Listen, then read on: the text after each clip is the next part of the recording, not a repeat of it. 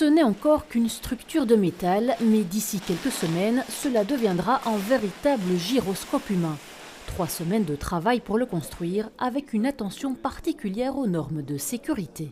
Que tous les points, toutes les soudures soient bonnes, de renforcer les parties où on sent que c'est un peu fragile, même si ça tient, mais on renforçait tout.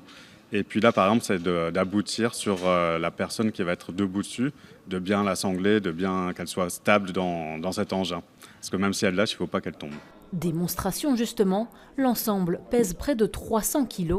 Le tout est une question d'équilibre. En fonction de si je vais mettre mon poids plus vers le bas, et donc là je vais plier mes jambes, ou si je me tire vers le haut, si je me penche vers l'avant, si je me penche vers l'arrière, c'est moi qui contrôle vraiment les mouvements qui vont se produire. L'idée, c'est qu'il y aura à la fois des enfants, mais aussi des adultes qui vont se relayer pendant toute la parade. 14 chars défileront lors de la Zineke Parade.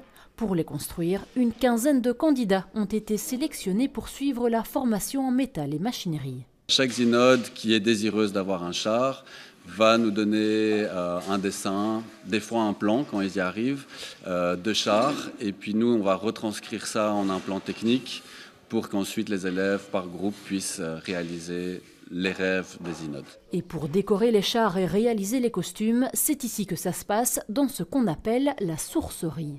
800 mètres carrés où l'on trouve des objets en tout genre, principalement des dons. On a du tissu, on a des bambous, on a des restes de lampes qui viennent de bâtiments. En gros, c'est dur de dire principalement ce qu'on a. C'est vraiment, comme je disais, un Brolwinkel, il y a de tout. La 14e Zineke Parade se déroulera le 30 mai prochain. Moins de chars cette année car moins de subsides, mais tout autant de participants, entre 1500 et 2000 Bruxellois.